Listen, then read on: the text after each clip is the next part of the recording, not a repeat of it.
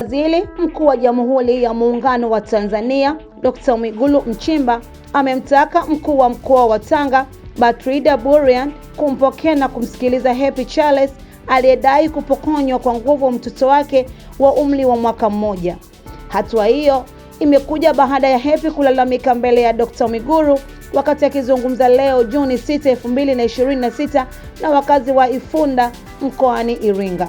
Kabla ya kutoa maagizo hayo, Dr. Mwigulu alimtaka naibu waziri wa nishati Salome Makamba kueleza sheria ya ulinzi wa watoto, ambapo alisema mtoto anapaswa kulelewa na mama hadi atakapofikisha umri wa miaka 7 endapo kama hakuna changamoto za kipekee. Kuna Happy Charles Mbele. Happy Charles Mbele yuko wapi?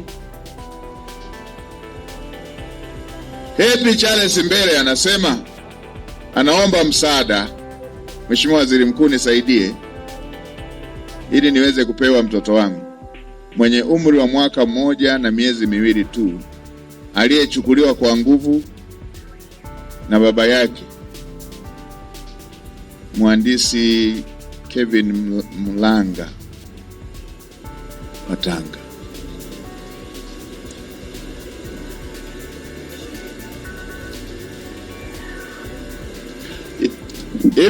Hivi kabla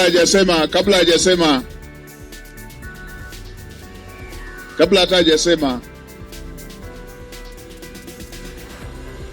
Mheshimiwa Naibu Waziri, tunajua wewe ni mwanasheria na ni mpiganiaji wa haki za watoto na kina mama. Hebu tuambie sheria inasemaje? Huyu mtoto wa mwaka mmoja baba anamchukua. Huu mkoa gani ambao kina baba wana maziwa ya kunyonyesha? Hebu tuambie sheria inasemaje? Sogea tu.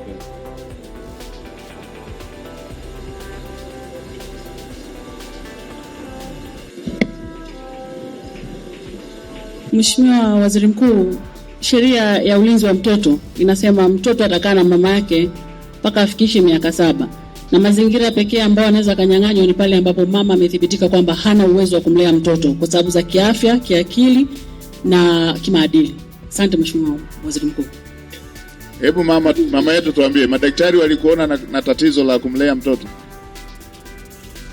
Mheshimiwa Waziri Mkuu, shikamoo. Marahaba, jambo. Kama umekumbuka hata kunisalimia, tunaona kabisa uko vizuri. Hebu tuambie mama yetu. Kwa majina naitwa Happy Charles Mbele. Ni mkazi wa Iringa. Na hii kero ambayo huyo mwanaume niliozaa naye ni kiongozi wa mkuu wa mkoa wa Tanga. Nilipopata mimba mara kwanza alikataa. Alipokataa na mimi nirudi kijijini huko Iringa. Huko Tanga nienda kwa ajili ya shughuli mbalimbali. Baada ya kumaliza chuo nikaa najitafuta. Alipokataa nikarudi. Mimba ilikuwa na miezi 4. Niliporudi wazazi wangu wakanipokea japo kwa shingo upande kwa sababu nilikuwa bado naendelea na masomo ya chuo. Kalele mimba mpaka nakuja kujifungua. Nilipojifungua akanilagai, njoo nitakuoa niletee huyo mtoto. Nikakubali na zile lagai zake. Nilipofika kule ananipa matukio, ananipiga matukio mbalimbali, ananipiga hadi video zipo. Ananipiga ananiumiza. Kuna siku alinipiga mpaka nikapoteza fahamu. Nilipozinduka nikuta nipo hospitali pamoja na marafiki zangu, ndo akanieleza. Baada ya hapo sikutaka kusikia kitu chochote, nilikuwa nahitaji kujua mtoto wangu yuko wapi. Nikamfuata nikamuuliza mtoto wangu yuko wapi, akaniambia hivi siwezi nikakupa mtoto, umenitelekezea mtoto. Nikasema nimekutekelezea kivipi? Nikaenda afisa ustawi wa jamii, nikaeleza. Nilipoeleza akaitwa mzazi mwenzangu. Alipoitwa akaambiwa nikabidhi mtoto, akakataa. Akasema hata uende sehemu yoyote siwezi kufanya chochote kwa sababu mimi ni kiongozi, hata hivyo babangu ni mwanasheria mstaafu, kwa hiyo hawezi kufanya kitu chochote. Kwa hiyo nilikuwa sina nguvu kwa sababu kule naenda kujitafuta, sina ndugu, sina mtu yote anayenisaidia. Inabidi nirudi huku kijijini. Niliporudi nikaeleza ndugu zangu nao wakaa hawana majibu kwa sababu inabidi yani kila wiki nilikuwa naenda namuona mtoto, natoka huku Iringa mpaka Tanga, naenda namwangalia mtoto ili ajaribu kuwa karibu na mimi. Kila wiki naondoka naenda Tanga, narudi namwambia naomba unipe mtoto wangu, ananikatalia. Hata niseme nimekuja kumsalimia mtoto bado napea ile masharti. Yani sipewi ule upendo na mtoto wangu. Anakuwa ananipa masharti magumu, ananifungia mlango huku na huku kwamba utamwangalia mtoto akishasinzia tu utaondoka. Yani inakuwa ni kama ananinyanyasa na mtoto wangu. Nikamuuliza, unasema babako ni mwanasheria, kuna sheria ipi inayosema kwamba mtoto anakana anachukuliwa na baba yake kwa miaka hiyo ambayo alikuwa nayo? Ndio hivyo mheshimiwa. Haya.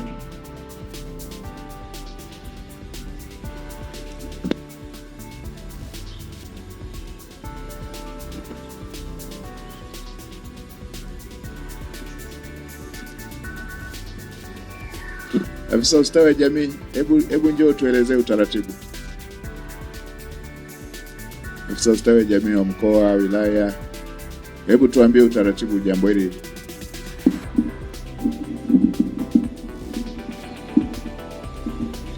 Mheshimiwa mkuu na Mheshimiwa Waziri Mkuu, nashangaza hili swala kwa hiyo mama kwenye asika namna hii. Kama alivyosema naibu waziri hapo, mtoto yote ambaye yuko chini ya miaka 7 ana wajibu kwa mama yake mzazi.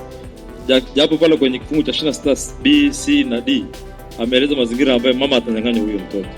Lakini atanyang'anywa kama ustawi wa jamii atathibitisha kama mama hana uwezo huo, akishirikiana na idara ya afya kwa maana ya daktari.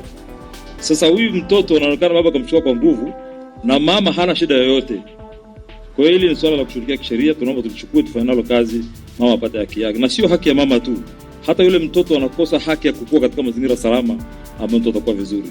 Kwa hiyo niombe huyu mama wa mtoto tushirikiane na ustawi wa jamii hapa, sisi tunawasiliana na ustawi wa jamii Tanga ili baba atafutwe, na niwe jeshi la polisi litusaidie pia kushirikia swala hili vizuri. Asante sana, wala hata sio kisheria, itatuchelewesha. Mimi nina dawa ya kuatia adabu wasio na adabu hao.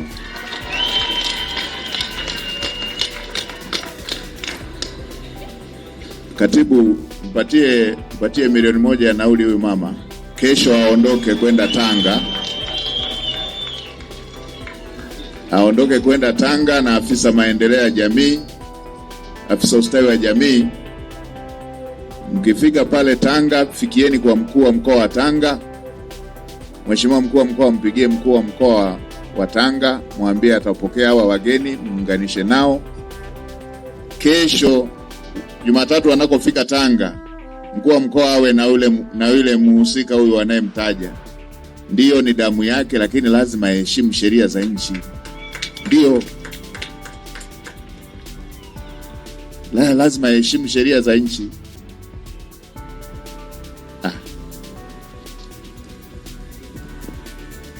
Haya mambo mengine haya tunapitiliza tu. Binadamu tumepewa akili ya unafanyaje hivi vitu vingine hivi. Sasa na hapa tunaambiwa kwanza alikataa mimba. Sasa mtoto angekufa kwa stress ndani ya tumbo la mamake.